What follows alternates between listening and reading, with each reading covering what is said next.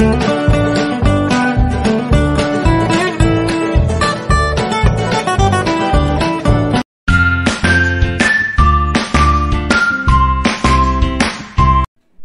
Friends, అందరికీ నమస్కారం అండి. అందరూ ఎలా ఉన్నారు? నేనైతే చాలా చాలా బాగున్నాను. మన గార్డెన్ చూడండి ఎలా ఉందో.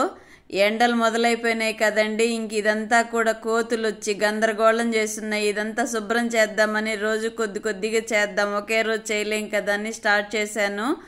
ఇదైతే చూడండి మొక్కలంతా ఎండిపోతున్నాయి. మధ్యలో వాటర్ పోయకుండా ఆపాను 2 రోజులు. ఎలా తయారైందో చూడండి గార్డెన్. ఎండలకి ప్రతిరోజు నీళ్ళు ఇస్తుంటేనేనండి మొక్కలకి బాగా మంచిగా సంతోషంగా ఉంటాయి కదా. అవి కూడా మధ్యలో ఒక్కరోజు ఆపినా ఇలా తయారవుతుంది గార్డెన్. చామంతులన్నీ ఎండిపోయినాయండి, అవన్నీ కట్ చేసేసేయాలి. ప్రూనింగ్ చేసి నీట్గా పెట్టామంటే గార్డెన్ కూడా సూపర్గా ఉంటుంది కదా. అయితే అందరూ ఎలా ఉన్నారు? అందరూ బాగుండాలని మనస్ఫూర్తిగా భగవంతుడిని కోరుకుంటున్నాను. ఇక్కడైతే టమోటా పచ్చడి అంటే అన్నిటికీ ఉపయోగపడుతుందండి. ఇలా టమోటా పచ్చడి చేసుకుంటే రకరకాలుగా చేస్తారు కదా టమోటా పచ్చడి. నేనైతే ఎలా చేస్తున్నానో మీకు ఈరోజు వ్లాగ్లో పెడదాం అనుకుంటున్నాను. ఏమి వేయనండి మసాలాలు అవన్నీ, కానీ టేస్ట్గా ఉంటుంది. దోశలోకి, ఇడ్లీలోకి, రైస్లోకి, జొన్న రొట్టెల్లోకి, ఏ టిఫిన్కైనా, రైస్కైనా, రాగి ముద్దకైనా అన్నిటికీ బాగుంటుందండి. అయితే నేను ఎలా చేస్తున్నానో చూపిస్తూ మీతో నేను 2 మాటలు మాట్లాడాలని అనుకుంటున్నానండి. నా వ్లాగ్ ఎలాగుంది? చాలామంది అసలు లైకే చేయట్లేదు. చూస్తున్న వాళ్ళు చూస్తున్నారు కానీ లైక్ చేయట్లేదు. మరి ఎలాగున్నారు? నాతో చూసేవాళ్ళు నా వ్లాగ్ని ఒక లైక్ చేస్తూ నా మాటలు నచ్చినాయా లేదా నాకు కామెంట్స్లో చెప్పండి తప్పకుండా. ఇక్కడైతే ఆనియన్స్ కట్ చేస్తున్నానండి. వెల్లుల్లి 2 వేస్తున్నాను ఈరోజు కూరలో. అంటే నేను తినకుండా వాళ్ళకే చేసి పెడదామని, ఇంట్లో వాళ్ళకే చేసి పెడదామని ప్రిపేర్ చేస్తున్నానండి. అయితే ప్రతి ఒక్కరికి కూడా ఆంతరంగిక మిత్రుడు అనేవాళ్ళు ఒకరు ఉండాలి కదండి. మరి మన మనసులోని బాధలు, సమస్యలు ఎవరికైనా చెప్పుకోవాలి అంటే ఆంతరంగిక మిత్రుడు అంటే మన ఆంతరికపు లోతుల్ని చెప్పుకుంటే కడుపులో దాచుకునేటటువంటి వారు, కడుపులో కాదు మనసులో దాచుకునేటటువంటి ఒక ప్రియమిత్రుడు, ప్రాణమిత్రుడు ఒకరు అనేవాళ్ళు ఉండాలి కదండి. అయితే మనకి ఎవరికైనా ఉన్నారా? మనలో ఇప్పుడు వ్లాగ్స్ చూస్తున్న వాళ్ళు కావచ్చు, నాకు కావచ్చు, అంటే స్వయం నా పట్ల కూడా కావచ్చు, ఎవరైనా ఉన్నారా అని ప్రశ్నించుకుంటే ఎవ్వరూ లేరండి. అవునంటారా కాదంటారా?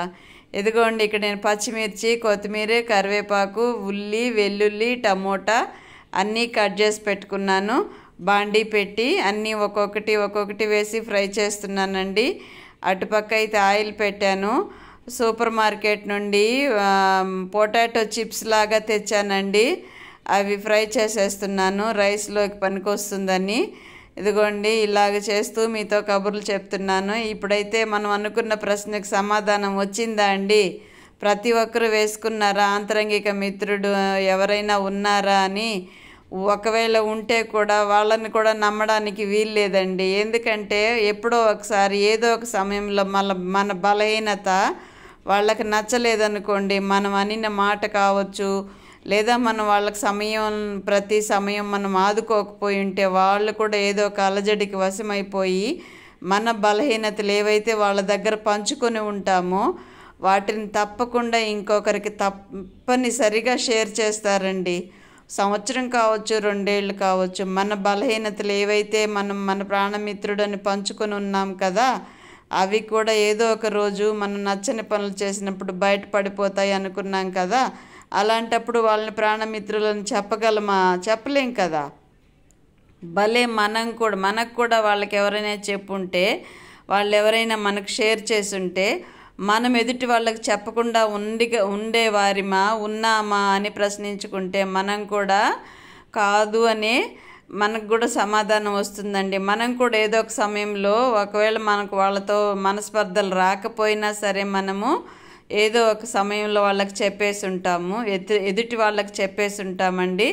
దానివల్ల వ్యాపితమైపోతుంది కదా. ఇంకొద్ది రోజుల తర్వాత ఇంకొకరికి షేర్ చేస్తారు.